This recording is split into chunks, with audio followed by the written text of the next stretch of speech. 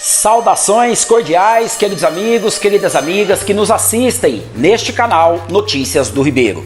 O objetivo deste canal é levar até você conteúdo de empreendedorismo, atualidades e sobre direito. Já passaram neste canal grandes advogados, professores e também empresários / empreendedores. Por favor, se inscreva e compartilhe este conteúdo.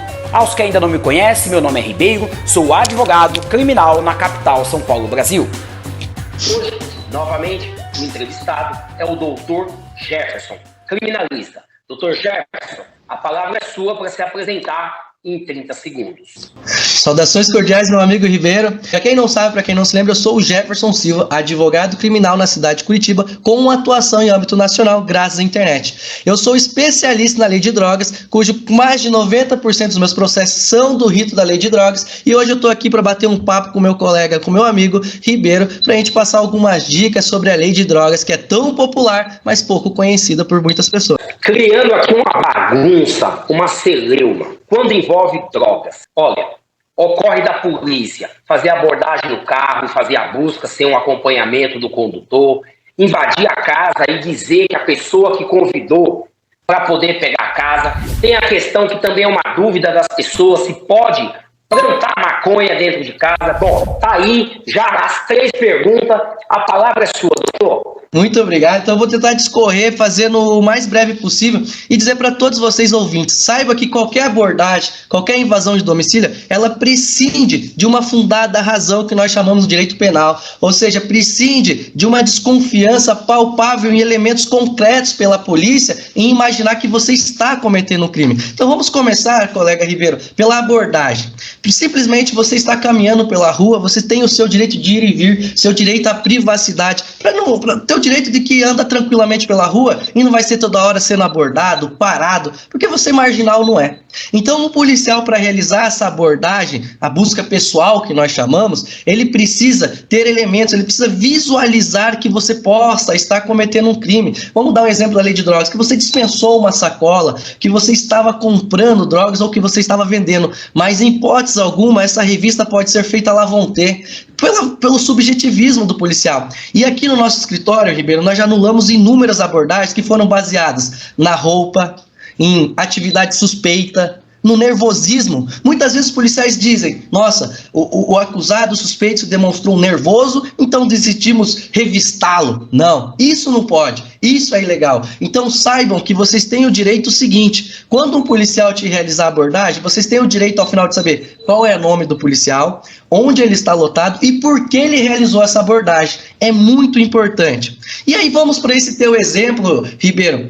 Revistou a pessoa, encontrou pouca quantidade de drogas ou não encontrou nada e ele diz, olha, vamos lá em casa, tem drogas lá. Isso é muito comum, não é, Ribeiro? Quando nós pegamos um processo de tráfico, o BO está lá.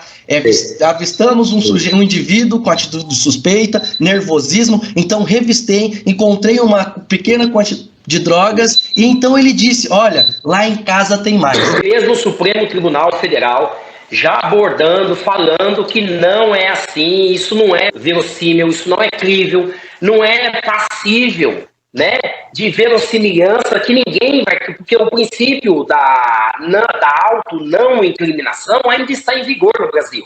E aí o policial mete esse caô, dizendo que foi convidado, olha, vamos na minha casa que tem mais.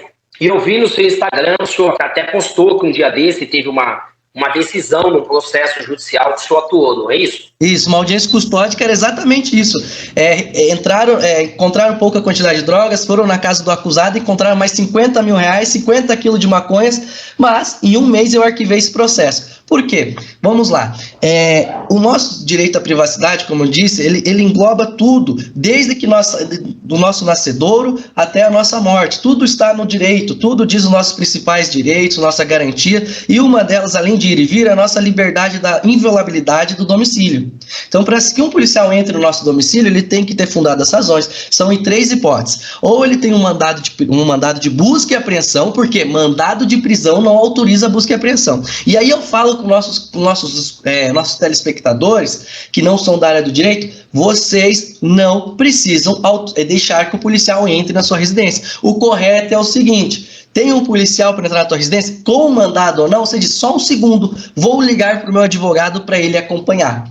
Vocês têm o direito que um advogado acompanhe, com ou sem mandado, tá? Mas vamos voltar então para o nosso exemplo, Ribeiro, que a gente estava falando, que é da entrada, então, encontrou drogas e foi para casa. Ou mesmo direto para casa da pessoa, que eu tenho um exemplo maravilhoso, que tem um julgado, que o policial viu uma pessoa manipulando drogas, viu? Uns 10 metros, assim, deu para ver pela janela a pessoa manipulando drogas. E o policial invadiu e encontrou ali, acho que uns 500 quilos, agora não estou lembrado, mas encontrou grande quantidade de drogas e prendeu. Qual que é a desculpa da polícia? Eu vou entrar na sua residência porque o crime de tráfico, ele é permanente no verbo ter e depósito e guardar. Então, o que isso quer dizer para quem não entende? Quando você tem a droga guardada na sua gaveta, a droga estocada na sua casa, você está praticando o crime de tráfico.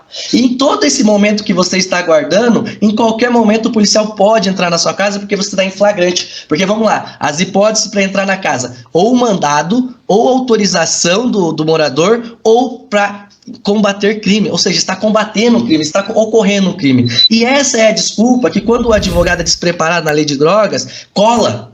Eles invadem a casa e eles dizem, não, mas o crime de tráfico é permanente. Se o advogado não é preparado, isso vai passar. E aí eu vou dizer uma coisa para vocês, voltando a um exemplo. O policial avistou a pessoa manipulando drogas, entrou, encontrou drogas e esse processo foi anulado. Por quê? Paira no nosso ordenamento jurídico a presunção de inocência. Então, para que o policial presuma que ele está praticando o crime, apenas a mera visualização daquela manipulação da droga não é suficiente. Por quê? Porque no artigo 28 da própria lei de drogas tem o verbo ter em depósito e guardar também. Tanto no artigo 28 quanto no 33, para quem não entende, uso próprio e tráfico, tem o mesmo verbo, a mesma conduta de ter em depósito e guardar. Então, o que levou o policial a crer que aquela conduta não era de uso próprio, e sim de tráfico?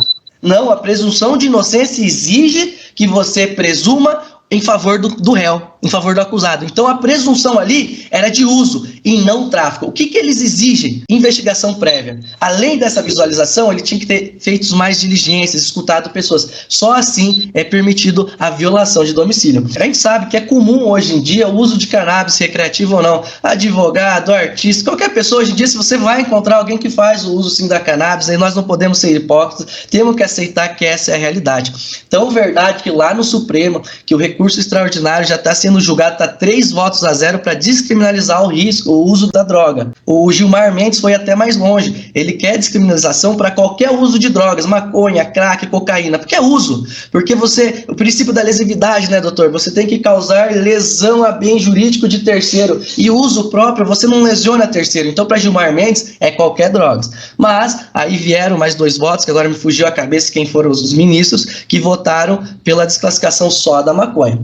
O Alexandre de Moraes é o próximo a votar. Então, assim, não vai ser muito distante essa realidade, que aqui no Brasil, assim como na Holanda, vai ser permitido o uso. E aí nós viemos para a questão da plantação.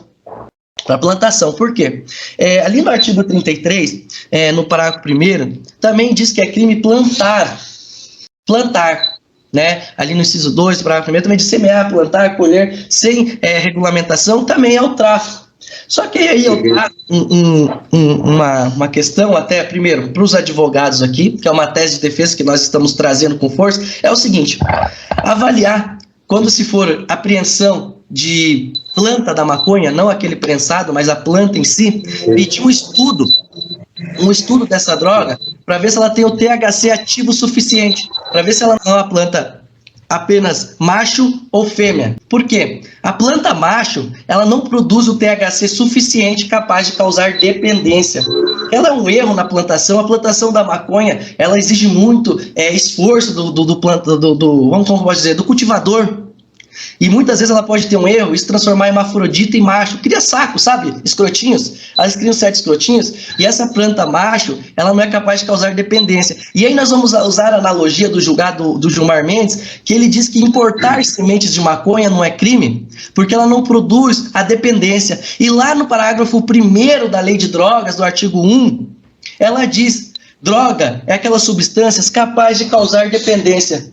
Aí, logo, se a planta é macho e ela não é capaz de causar dependência, ela não subsume a lei de drogas, porque a lei de drogas exige causar dependência. Então essa é uma tese bacana para os advogados se especializar e estudar a questão da planta macho e a planta fêmea.